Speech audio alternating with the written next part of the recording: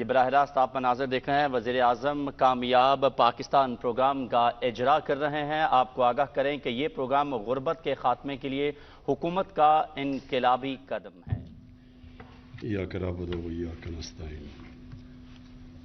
سب سے پہلے تو شوکت ترین آپ کو، آپ کی ساری ٹیم کو، جنہوں نے بڑی محنت سے یہ آج پروگرام کو یہاں تک پہنچایا کہ آج ہم اس کی لانچ کر رہے ہیں۔ میں آپ سب کو خاص طور پہ خراج تحسین اس لیے پیش کرتا ہوں کہ اصل میں یہ ہمیں 74 سال پہلے یہ پروگرام شروع کرنا چاہیے تھا۔ دیکھیں، میں یہ سمجھتا ہوں کہ ہم نے ایک بڑی 74 سال پہلے بہت بڑی غلطی کی، اور میں آپ کو بتاتا ہوں وہ غلطی کیا ہے۔ ہم یہ سمجھتے تھے کہ ایک وقت پہ ہمارا ملک خوشحال ہو جائے، ہمارے پاس اتنا پیسہ آ جائے، اس کے بعد ہم پھر ایک پاکستان کو فلاحی ریاست بنائیں۔ اور یہ جو سوچ ہے نا کہ پہلے پیسہ اکٹھا ہوگا، پہلے ملک میں سرپلس ہوگا، ہمارے پاس پیسہ ہوگا، پھر وہ ہم غریبوں کی طرف لگائیں گے، میں یہ سمجھتا ہوں کہ فنڈامنٹلی غلط فیصلے تھے۔ دیکھیں، مدینہ کی ریاست کی میں کیوں بات کرتا ہوں؟ کیونکہ وہ دنیا کی تاریخ کا سب سے کامیاب ماڈل تھا، اور ماڈل کی کامیابی ہوتی ہے جو اس کے ریزلٹس دیتے ہیں۔ تو وہ جو فینومینا ہوا تھا مدینہ کی ریاست کے بعد، یہ ایک تاریخ کا حصہ ہے، یہ کوئی فینٹیسی نہیں ہے یا یہ کوئی میتھولوجی نہیں ہے، یہ فیکٹس اور فگرز ہیں ہسٹوریکل، کہ ایک سویلائزیشن جس کی حیثیت نہیں تھی وہ ایک دم رائز کیا اور اس نے دنیا کی امامت کی، اور 1000 سال تک دنیا کا پریمیئر سویلائزیشن رہا۔ تو مدینہ کی ریاست کیوں اللہ ہمیں کہتا ہے کہ نبی صلی اللہ علیہ وسلم کی سنت پہ چلو، ان کی شریعہ پہ چلو؟ کیوں کہتا ہے؟ ہماری بہتری کے لیے کہتا ہے۔ یہ ہمیں غلط فہمی ہے کہ ہم اللہ کو کوئی فائدہ پہنچا سکتے ہیں۔ تو وہ اس لیے ہمیں کہتا ہے کہ اگر آپ ان کے کیریکٹر کو فالو کریں گے تو کہ انسان کا کیریکٹر اوپر چلا جائے گا اور وہ ایک عظیم انسان بن جائے گا، اور اگر آپ ان کی جو انہوں نے ریاست بنائی تھی اس کے اصولوں پہ چلیں گے، آپ کی ریاست اٹھ جائے گی۔ میرا یہ ایمان ہے کہ جو مدینہ کی ریاست میں ہوا تھا، پہلے انہوں نے فلاحی ریاست بنائی تھی، پھر خوشحالی آئی تھی۔ یہ بالکل غلط ہمیں خیال ہے کہ جو پہلے پیسہ آیا تھا اور پھر انہوں نے سارا نچلے طبقے کو، جو پہلی دنیا کی تاریخ کی ایک ویلفیئر سٹیٹ بنی تھی، وہ ویلفیئر سٹیٹ پہلے بنی تھی، پھر خوشحالی آئی تھی۔ کیونکہ اللہ کی برکت آتی ہے، جو ہم اللہ میں مانتے ہیں اس کی برکت آتی ہے، اس کی جب وہ خوش ہوتا ہے کہ آپ اس کی انسانیت کے لیے کچھ کرتے ہیں تو اوپر سے پھر وہ آپ کی مدد کرتا ہے۔ کیونکہ اس کی کوئی ایکسپلینیشن نہیں ہے کہ دیکھتے دو سپر پاورز کے بیچ میں ایک قوم جس کی حیثیت ہی کچھ نہیں تھی اور ڈیوائیڈڈ تھی ٹرائبز کے اندر، وہ ایک دم اٹھ گئی اور دونوں سپر پاورز اس کے سامنے کولیپس کر گیا اور وہ دنیا کی ٹاپ سویلائزیشن بن گیا۔ تو اس میں سب سے بڑی چیز ہے انسانیت۔ جس قوم میں انسانیت ہوتی ہے، اللہ کی برکت آتی ہے اس کے اوپر، اور ساتھ ساتھ اس کے انصاف۔ یہ دونوں اللہ کے حکم ہیں، انصاف اور انسانیت۔ یہ بیسز ہے ایک سویلائزیشن کا۔ اب آپ دو قومیں دیکھ لیں، ایک ہی جتنی آبادی دونوں کی، ایک طرف ہندوستان، دوسری طرف چائنا۔ 35 سال پہلے دیکھ لیں، 40 سال پہلے تقریباً ایک ہی ساتھ تھے دونوں۔ آپ ان کے سوشل انڈیکیٹرز دیکھ لیں، تقریباً ساتھ تھے وہ۔ آج چائنا آسمان پہ پہنچ گیا ہے اور ہندوستان میں وہی ایک جزیرہ ہے بہت امیر لوگوں کا اور نیچے غربت ہے۔ چائنا نے وہ جو ہم چاہتے ہیں، چائنا نے وہ اصل میں مدینہ کا ماڈل فالو کیا۔ انہوں نے نیچے سے طبقے کو اوپر اٹھایا، اور چائنا جب گیا تو انہوں نے باقاعدہ بتایا کیا سٹیپس لیے گئے کہ انہوں نے اپنے نچلی طبقے کو کس طرح اوپر اٹھایا، کیسے پاورٹی ایلیویشن میں کیا، اور پھر کیسے انہوں نے ان لوگوں کو باقاعدہ پروگرامز بنا کے 10 سال 15 سال 20 سال کے پروگرامز بنا کے انہوں نے اپنے نچلے طبقے کو اوپر اٹھایا، اور وہ چیز کی جو دنیا کی تاریخ میں کبھی کسی نے نہیں کی. یعنی جن نمبرز میں انہوں نے لوگوں سے غربت سے نکالا, اور پھر ابھی شی جن پنگ نے اناؤنس کیا کہ ہم نے ایکسٹریم پاورٹی ختم کر دی.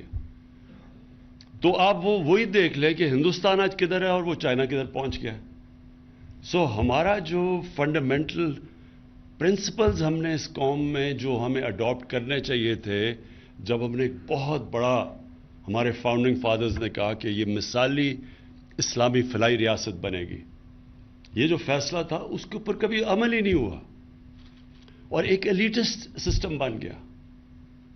جو آپ اور چیزیں چھوڑ دیں, تعلیم کا نظام لے لیں, یہ کتنی بڑی ایک ملک کی بدقسمتی ہے کہ ایک چھوٹے سے طبقے کو آپ انگلش میڈیم پڑھا دیں اور وہ نوکریاں ان کو دلوا دیں, باقی جو آپ کی عوام ہے وہ بیچاری اوپر ہی نہیں آ سکتی.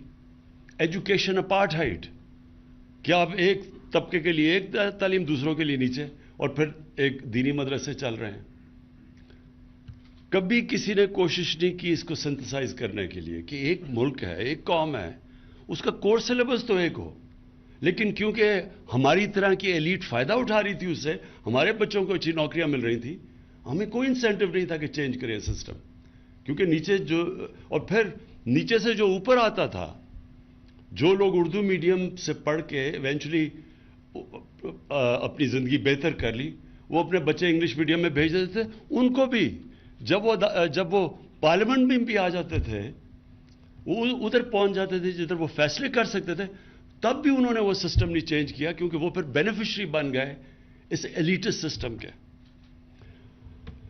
اور اس لیے میں شفقت آپ کو خاص طور پہ یہ خراج تحسین پیش کرتا ہوں, جو پہلی دفعہ پاکستان کی تاریخ میں ہم نے اب یہ بڑا مشکل اٹیمپٹ کیا چینج کرنے کا یہ سسٹم, کہ ہم نے ایک کورس سلیبس ایک بنایا, اور کتنی آوازیں آ رہی ہیں اس کو آبجیکٹ کرنے کے لیے. شرم نہیں آتی ان لوگوں کو کہ آپ کو پتہ ہے کہ ناانصافی کا سسٹم ہے, اس کے بعد بھی کامنٹ کر رہے ہیں جی پیچھے لے کے جا رہے ہیں لوگوں کو. یعنی کہ سمجھ نہیں آئے کہ پیچھے کیسے جا رہے ہیں. اگر آپ ساروں کو لیول پلینگ فیلڈ دیں گے کہ وہ بھی انگریزی سیکھیں تو پیچھے کیسے جا رہے ہیں. دوسری چیز جو شوکت نے بات کی کہ ہمارا جو سسٹم بن چکا ہے وہ سارا ایلیٹ کے لیے بن چکا ہے. قرضے ہیں تو پیسے والے لوگوں کے لیے, گھر بنائیں گے تو پیسے والے لوگوں میں ہونی چاہیے, تعلیم پیسے والے, انصاف کا نظام صرف پیسے والے لوگوں کے لیے. ایک غریب آدمی اور ایک طاقتور کا مقابلہ ہو جائے عدالت میں, وہ کبھی غریب جیت ہی نہیں سکتا, اس کو انصاف ہی نہیں مل سکتا. سو سارا سسٹم کیٹر کرتا ہے چھوٹے سے لوگوں کو. یہ کبھی معاشرہ اوپر نہیں جا سکتا جب تک ہم فنڈامنٹلی ہمارا مائنڈ سیٹ چینج نہیں ہوتا, معاشرہ اوپر نہیں جا سکتا. میں بڑا سوچتا تھا کہ 1700s میں 1700 میں ہندوستان کا جو جی ڈی پی تھا وہ 24% تھا دنیا کا. تو میں سوچتا تھا کہ یہ کیسے پیچھے رہ گیا. تو ایک برنیئر ہے جو 1650s میں جو شاہ جہان کے کورٹ میں جاتا ہے اور وہ فزیشین بن جاتا ہے وہاں, تو اس کی ڈائریز ہیں کہ وہ کورٹ کی لائف کیا تھی. تو اس میں بڑی زبردست انسائٹ ملتی ہے کہ ہم کیوں پیچھے چلے گئے.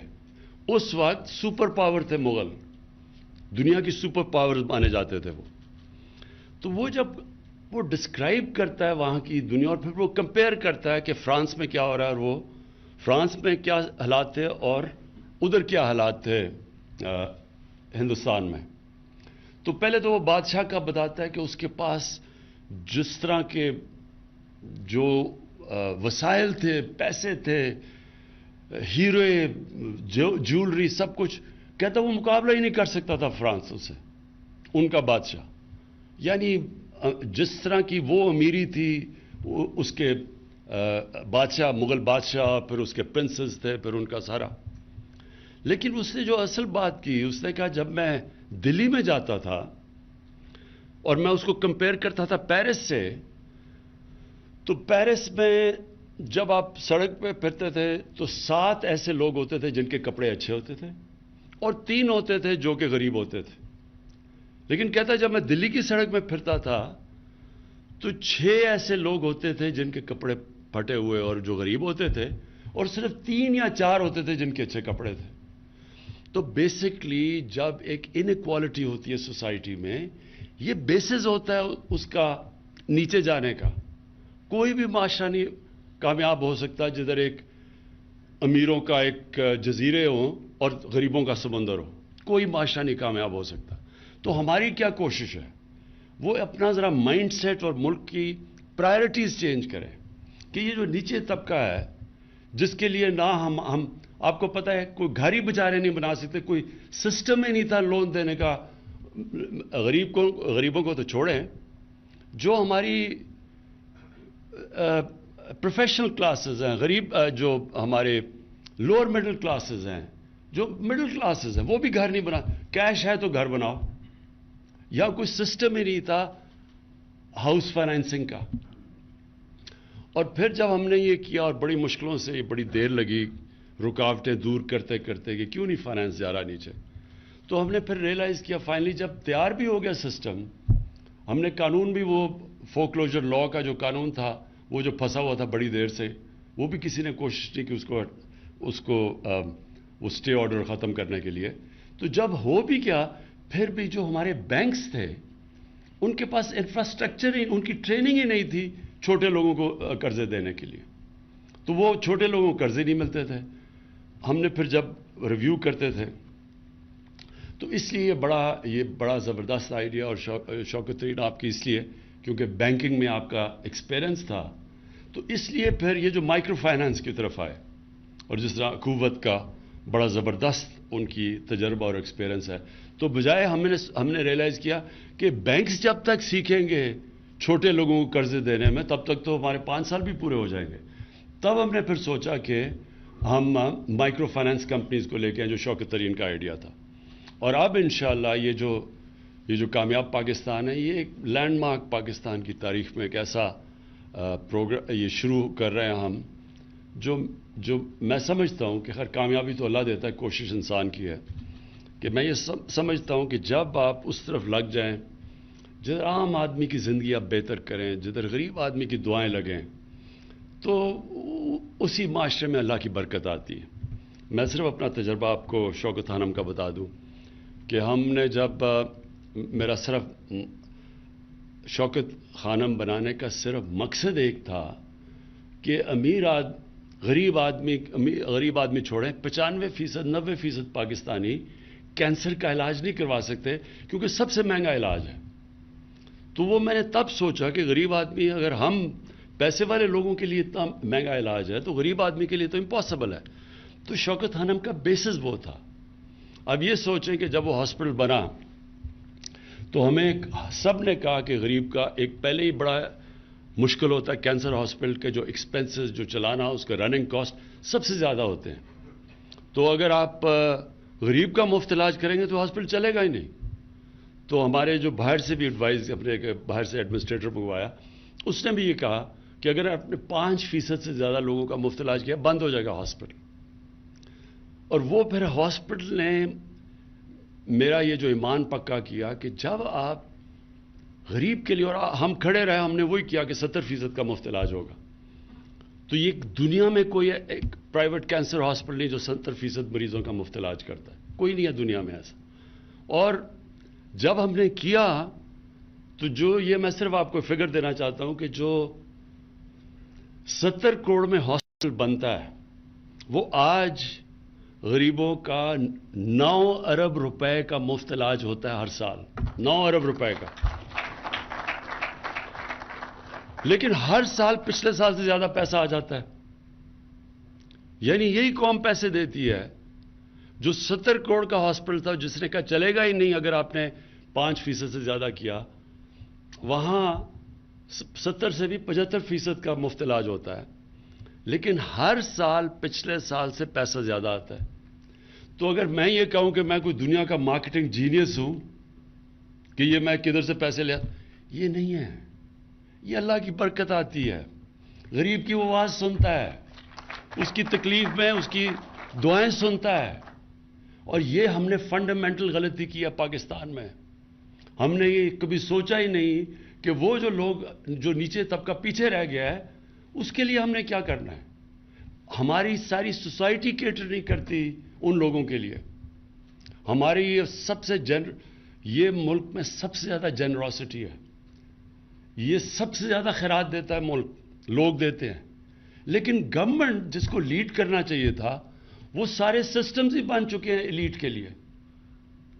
سب کچھ پاکستان میں ہمارا سارا سسٹم صرف ایک چھوٹے سے ایلیٹ کو کیٹر کرتا ہے، اور جب آپ یہ چینج لے کے آتے ہیں تو بڑی ریزسٹنس آ جاتی ہے اس کے اوپر. تو یہ میں تو سرپرائز نہیں ہوں کہ انہوں نے بڑا کہا آپ کو کہ جی یہ نہیں ہو سکتا. ہمیشہ جب آپ یہ چیز کریں گے تو لوگ کہیں گے یہ نہیں ہو سکتا. یہ انشاءاللہ یہ بڑی محنت سے آپ تک یہاں پہنچے ہیں، انشاءاللہ یہ کامیابی سے چلے گا. آپ کو پرابلمز آئیں گے، آپ کے پاس پوری ایک کمیٹی مانیٹرنگ کرنے کے لیے بیٹھی ہونی چاہیے جو کانسٹنٹلی ایویلویٹ کرے کہ کس طرح کے پرابلمز آ رہے ہیں.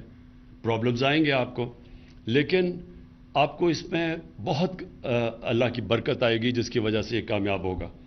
میں صرف یہ کہہ دوں کہ اس وقت جب لوگوں کو مشکل ہے اور مہنگائی کی وجہ سے ہمیں پتہ ہے کہ نیچے لوگوں کو تکلیف ہے، لیکن میں لوگوں کو صرف یہ بتانا چاہتا ہوں کہ گورنمنٹ اپنی پوری کوشش کر رہی ہے کہ نچلے طبقے کو ہماری تکلیف نہ ہو اس ٹائم پہ جب کہ چیزیں مہنگی ہیں. تو میں صرف یہ بتا دوں کہ دنیا میں تیل کی قیمت پچھلے چند مہینوں میں 100% بڑھی ہے. پاکستان میں ہم نے صرف 22% بڑھائی ہے. اس وقت پاکستان سوائے وہ ملک جو 19 ملک ہیں جدھر تیل خود اسی یعنی جو ادھر سے تیل نکلتا ہے جن کو امپورٹ نہیں کرنا پڑتا، سوائے ان کے علاوہ پاکستان میں اس وقت سب سے کم قیمت پہ ہم ڈیزل اور پیٹرول بیچ رہے ہیں کیونکہ ہم نے صرف 22% بڑھائے ہیں. گندم 37% دنیا میں اس کی قیمت بڑھی ہے. یہ جو سارا کرنچ آیا ہے کووڈ کی وجہ سے دنیا میں جب سپلائی لائنز افیکٹ ہوئی ہیں تو اس وقت 37%. پاکستان میں ہم نے صرف 12% بڑھائی ہے. چینی دنیا میں 40% اس کی قیمت اوپر گئی ہے، پاکستان میں ہم نے صرف 21% بڑھائی ہے. اور یہ وہ ملک جو کہ پہلے ہمیں کافی پریشر ہمارے اوپر فسکل ڈیفیسٹ کے، اور آپ کو پتہ ہے کہ جو ملک میں ہمارے ڈیفیسٹس ہیں اور جو قرضے چڑھے ہوئے ہیں، اس کے باوجود ہم نے اپنی طرف سے پورے کم سے کم امپیکٹ ڈالا ہے نچلے لوگوں کے اوپر.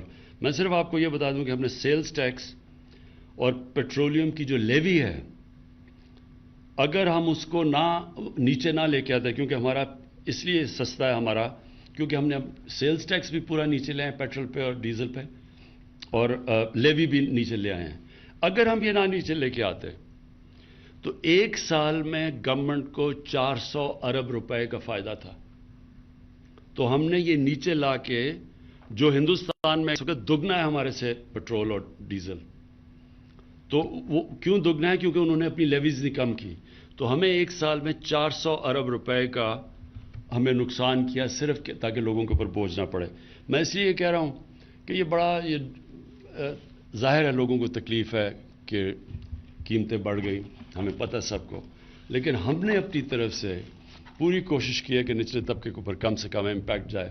اور انشاءاللہ اب آنے والے دنوں میں ہم احساس کا اپنا ٹارگیٹڈ سبسڈیز کا پروگرام لے کے آ رہے ہیں، اور اس سے ہم نچلے ہاؤس ہولڈز کو 40% نچلے ہاؤس ہولڈز کو ڈائریکٹ سبسڈی دیں گے ان کو یہی کموڈیٹیز گندم کے اوپر اور آٹے کے اوپر اور چینی کے اوپر. اور یہ جو گھی دنیا کے اندر جو ہم امپورٹ کرتے ہیں تقریباً ہمارا 75% امپورٹ ہوتا ہے.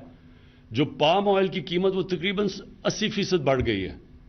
تو وہ جو اگر یہاں اوپر گیا تو کیونکہ امپورٹ کرتے، بیسکلی امپورٹڈ انفلیشن ہے. 40 لاکھ ٹن ہم نے پچھلے سال گندم امپورٹ کی ہے. تو امپورٹڈ انفلیشن کی وجہ سے اس وقت مہنگائی ہے. ہم یہ سمجھتے ہیں کہ ایک تو ہم ٹارگیٹڈ سبسڈی سے ڈیل کریں گے، دوسرا آنے والے دنوں میں یہ جب سپلائی کا یہ جو پرابلمز کم ہوں گے تو انشاءاللہ کموڈٹی کی قیمت دنیا میں جب نیچے آئیں گی تو پھر بھی ہمارے ملک میں بھی نیچے آ جائے گی. پھر سے میں آپ سب کو شوکت، آپ کی ساری ٹیم کو، جتنے بھی آپ نے یہ جو کنسلٹیشنز کر کے یہاں تک پہنچے ہیں، میں ان سب کو آج خراج تحسین پیش کرتا ہوں. شکریہ. وزیر اعظم پاکستان کامیاب پاکستان پروگرام کے افتتاحی تقریب سے خطاب کر رہے تھے۔ وزیر اعظم نے کہا کہ یہ پروگرام 74 سال پہلے شروع ہو جانا چاہیے تھا۔ بدقسمتی سے ہمارا سسٹم ایلیٹ کلاس کے لیے بن چکا ہے۔ غریب قرض بھی نہیں لے سکتا ہے اور نہ آگے بڑھ سکتا ہے۔ ہمیں اس نظام کو تبدیل کرنا ہوگا۔ ریاست مدینہ کا ماڈل ہمارے لیے مشعل راہ ہے۔ ہمارا نظام اشرافیہ کی سہولت فراہم کرتا ہے۔ ہمیں کمزور طبقے کی فلاح کو ترجیح دینی ہے۔ یکساں نصاب تعلیم سے سب کو ترقی کے مساوی مواقع میسر آئیں گے۔ وزیر اعظم عمران خان نے مزید کہا کہ کامیاب پاکستان پروگرام ملک کی ترقی میں ایک اہم سنگ میل ثابت ہوگا۔ پہلی بار حقیقی فلاحی ریاست کے قیام کے لیے عملی اقدام کر رہے ہیں۔ انہوں نے مزید کہا کہ اشرافیہ کی بجائے غریب اور متوسط طبقے کی فلاح و بہبود ہماری اولین ترجیح ہے۔ سب کے لیے انصاف اور تعلیم کا یکساں نظام لائے ہیں۔ پائیدار ترقی کے لیے معاشرے کے تمام طبقوں کی خوشحالی ضروری ہے۔ وزیر اعظم عمران خان کامیاب پاکستان پروگرام کی تقریب سے خطاب کر رہے تھے۔ وزیر اعظم نے مزید کہا کہ پوری دنیا میں پیٹرولیم مصنوعات کی قیمتوں میں 100% اضافہ ہوا ہے، لیکن پاکستان میں پیٹرولیم مصنوعات کی قیمتوں میں اس حد تک اضافہ نہیں کیا گیا۔ انہوں نے کہا کہ عوام کو اور نچلے طبقے کو ریلیف کی فراہمی کے لیے اقدامات کر رہے ہیں۔